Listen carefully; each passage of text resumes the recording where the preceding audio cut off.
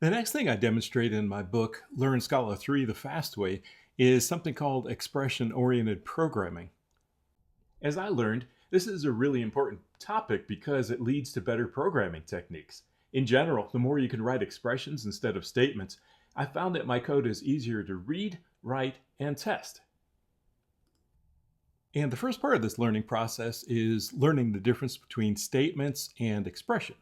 So as I mentioned in this paragraph here, a statement is a block of code that doesn't return a result, and it's used solely for its side effect. And I showed this in the last lesson, the if-then lesson, where I would say if A equals B, then print line A.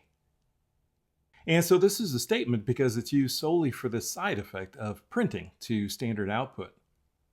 As a technical point, this statement right here, I've said that it doesn't have a result, but more accurately, it doesn't have a result that we're interested in.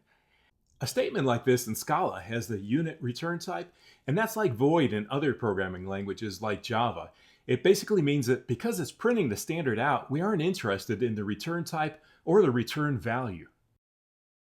But getting back to the difference between statements and expressions. So up here I described a statement. Down here I talk about conversely, an expression is a block of code that does return a result, and it typically has no side effects. So what I'm going to do in this lesson is show how to use if-then as an expression as opposed to a statement. And to do that, I'll switch over to the REPL. Here I need to populate some values, so I'll say val A equals 1, val B equals 2. I can't remember if we need C or not, so I'll say val C equals 3. Again, a statement looks like this, so I would say if A equals B, then print line that they are equal to each other. And again, you don't see anything there because they're not. And then if I say that, then you do see that output. So again, all of this, both of these examples here are statements. And I use them for the side effect of printing to standard output with that type of statement. And now conversely, the point of this lesson is that we don't do that very often. We try to avoid statements as much as possible in Scala. And what we do instead, like here, if I wanted a min algorithm, the minimum algorithm, I could say val D equals if A is less than B, then return A else B. Okay, and you can see that that gets 1 because 1 up here is less than 2. So this is a min algorithm or a minimum algorithm. Find the minimum between A and B and assign that result to D. So note that I don't need any special syntax here. I remember that Java used to have a ternary operator. I don't know if it still does or not, or if it still requires that or not. But in Scala, there is no special ternary syntax. We just use the regular if-then syntax. So this expression at the bottom has the same syntax as this statement up here at the top. And also, I'm going to jump backwards a little bit. I had mentioned before that this doesn't have a return value. And so now we'll take a little more look at that. So I do that there. Does that show? I need to see the type of res, please. Of res. There we go. Okay, so res has the type unit. And that's because this statement here, again, is used for a side effect, so it doesn't have an interesting return type. So I assign the return value to res, and then I look down here at res's type, and of course it's type unit. And again, that's like void in other languages. So getting back to the expression-oriented programming part of this example, a great thing about the if-then construct and similar constructs in Scala is that they all return values. So we can use them as expressions, and then that means we can use them as the body of functions. This is true for if-then, it's true for try-catch, and it's also true for for expressions and match expressions. Here's that min algorithm again. So now I'm going to write a function, and I'll call it min, and it's going to take two values, I, which is an int, j is an int, and then it's going to return an int. And then the whole body over here on the right side of the equal sign is exactly what I typed before. If I is less than j, then I, else j. And that's actually a minimum function. So now when I do the min of a and b again, you'll see that it's 1. So again, this is really cool because this thing, this if-then construct, returns a value, which is an int, so I can use it as the return value and the return type of a function like that. And indeed, you'll see many Scala functions are actually very short. They'll be 1 line, 2 lines, maybe 4 or 5 lines at the most.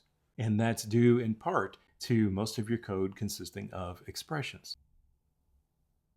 So again, the purpose of this lesson is to show expression-oriented programming, EOP. And so far I've just done that with if-then construct. And what I want to do now is show another example. And this time I'll use the try-catch construct. And again, I'll create a function. So I'll say def, we'll call this one make int. And it's going to take a parameter s, which is a string. And it's going to return an int.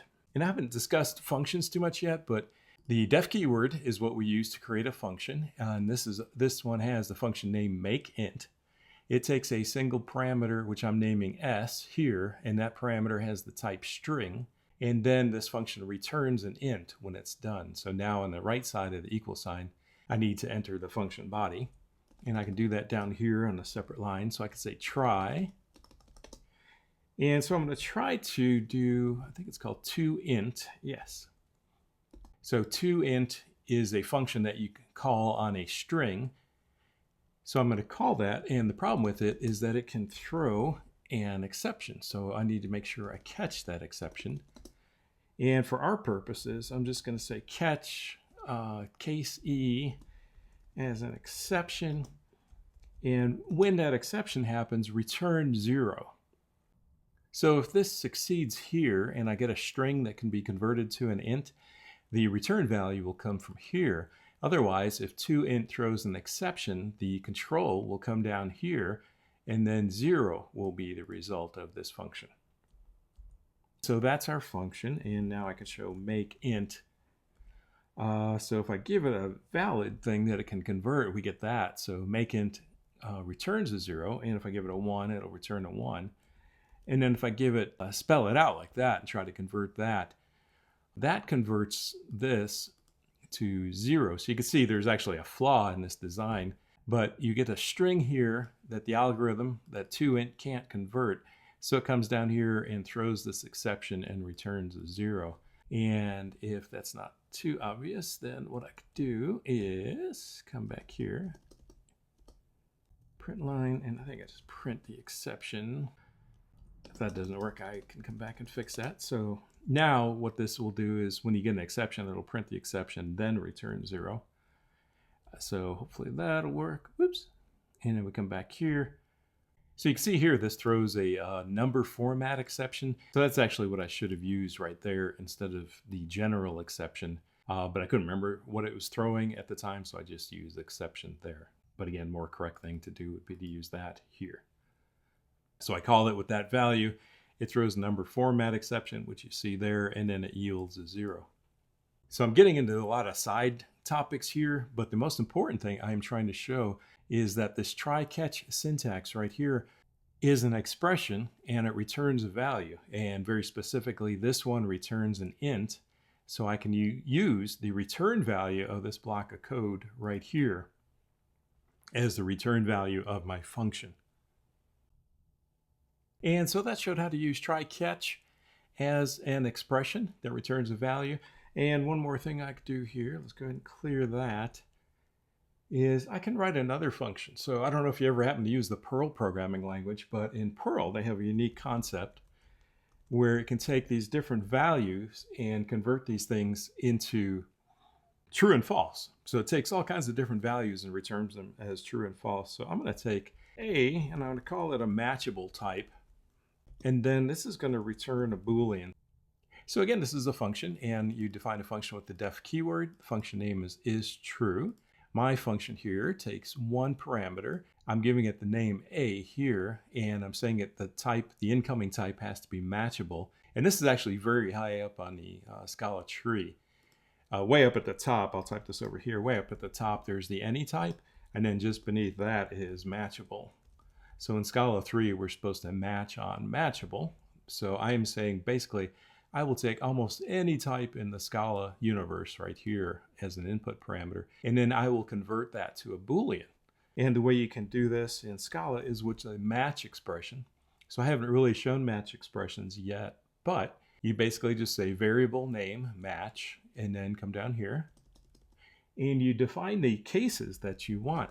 And so the way this works, I'm trying to do this off the top of my head in Perl, was if Perl code got a 0 or a 0 string, so this first one is an int, an integer, and the second one there is a string. And I think I may be messing this up quite a bit, but maybe if it gets a blank string or false value, if you get any of those values, then this function will return false. And if you get anything else in the universe, which we define like that, then return true. So that's the entire function. And you can see a match expression is like, what did they call it in Java? A switch case, something like that. I'm sorry, I can't remember off the top of my head. But a match expression in Scala truly is an expression.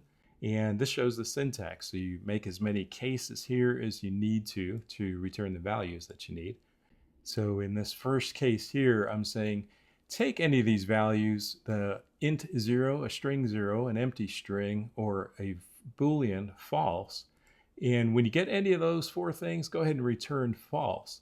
And then if you get anything else in the world, return true. So that's the way this function works. And again, key is that match is an expression and returns these values. So this match expression will return either a false or a true value under every condition, basically. So then we say is true and give it a 0. And that matches, that first expression up there. So that's false. That also matches up there. And now I could just say, how about 1? Okay, 1 is true. And Fred is true. And cool, that works as expected.